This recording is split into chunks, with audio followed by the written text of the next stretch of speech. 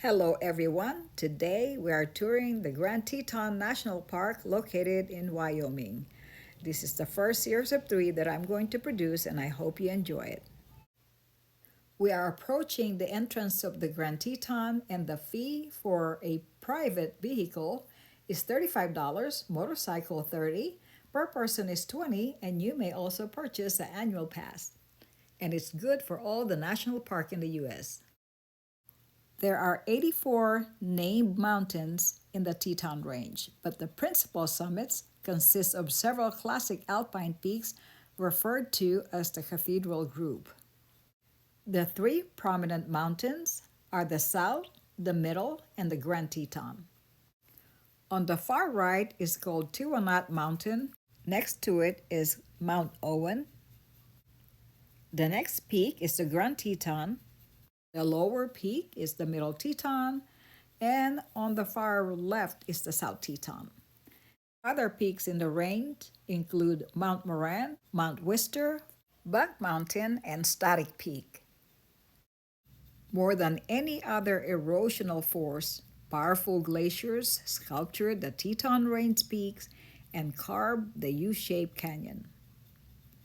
Beginning 2 million years ago, at least 2 periods of glaciation swept across this landscape.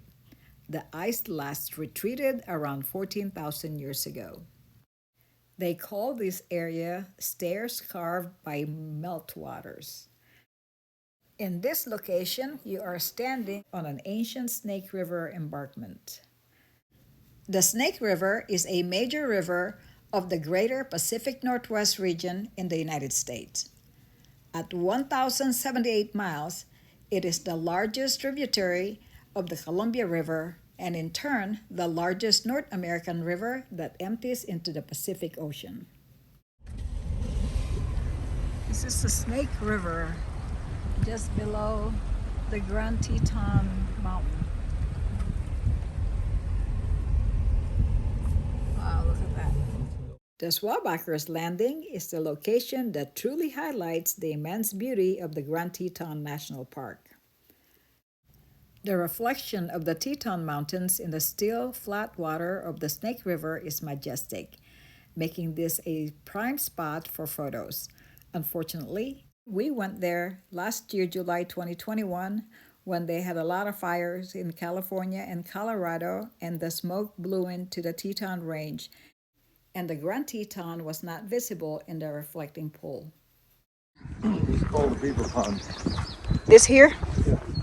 They keep a dam down here, and that's why this water's really still. Uh-huh. So that gives you an opportunity to have the reflection of the Teton on the water, so you get them both.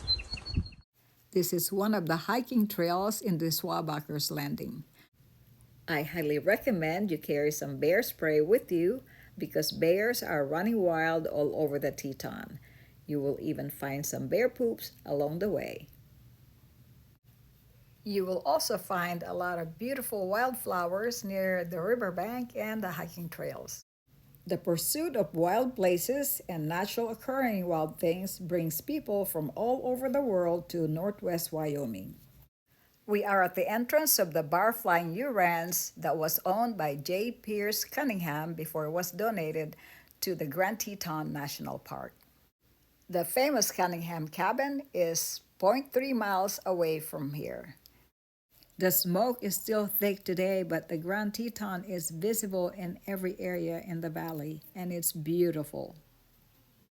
John Pierce Cunningham was one of the first homesteaders in the Jackson Hole, arriving in 1885 from New York.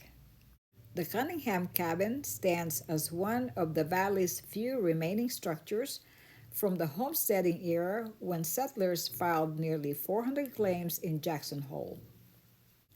Cunningham built his cabin in 1888 in the Appalachian style commonly called double pen or dog trot. This cabin was registered in the National Register of Historic Places.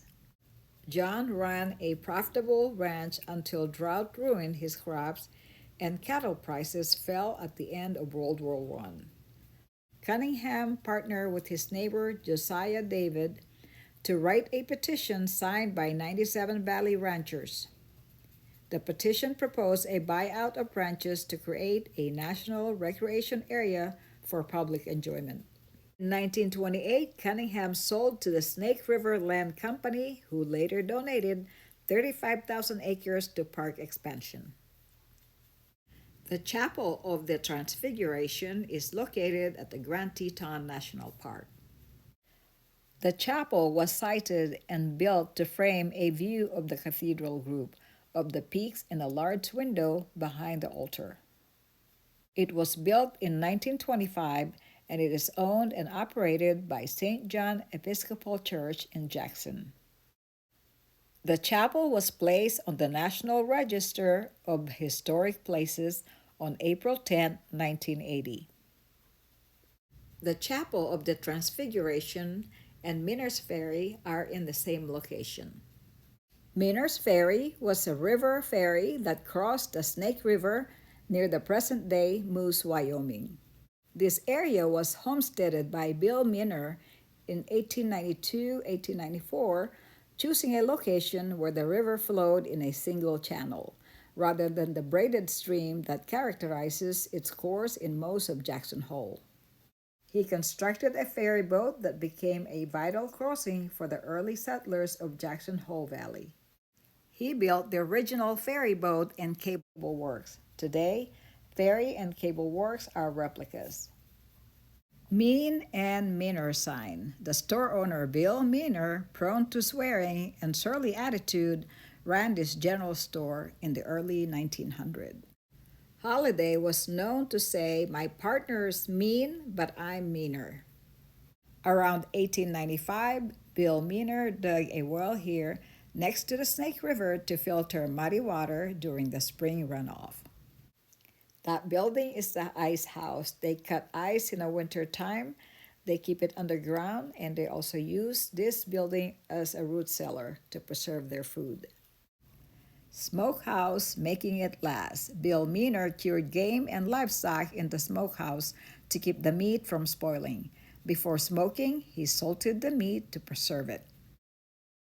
This is the Snake River where Bill Miner operated his ferry. This is the Maud Noble cabin. It was erected on its present site in 1917 by Miss Maud Noble. It has been preserved and renovated to commemorate a meeting held here on the evening of July 26, 1923. A plan for setting aside a portion of Jackson Hole as a national recreation area for the use and enjoyment of the people of the United States.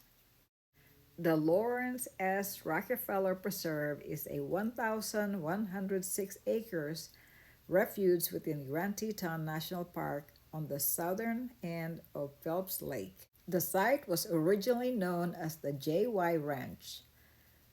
Starting in 1927, John D. Rockefeller Jr. purchased much of the land in Jackson Hole for the creation of Jackson Hole National Monument and the expansion of the Grand Teton National Park. He retained the 3,100-acre of the J Ranch as the family retreat. Over the years, the family gave most of the ranch to the national park. Lawrence S. Rockefeller donated the final parcel in 2001. The donation came with a special preservation and maintenance restriction, with the vision that the preserve remain a place where visitors can experience a spiritual and emotional connection to the beauty of the lake and the Teton Range. The Lawrence S. Rockefeller Preserve features several types of natural communities. The sagebrush meadows are relatively dry and are home to a variety of wildflowers and animal species. The preserve forests are predominantly composed of fir, spruce, and larch-bole pine, with intermittent growth of cottonwood and aspen sages. Mr. Rockefeller hoped that his project would serve as a model for the national parks. American bison are often the most dependable photographic subject in Grand Teton National Park. Roaming the open sage, flats and grasslands in the Jackson Hole Valley. The bison can also cause traffic jam at the Grand Teton. They are not shy to cross the road, so you have to be careful. The horses are on the other side of the fence where we're staying at Lava Mountain Lodge, and two hummingbirds on the back porch. We have an amazing view here, but it's hard to capture the actual beauty of this place. We are staying at Lava Mountain Lodge located at the Shoshone National Forest. They have hotel rooms and cabins that you can rent here and a few spots for motorhomes and travel trailers.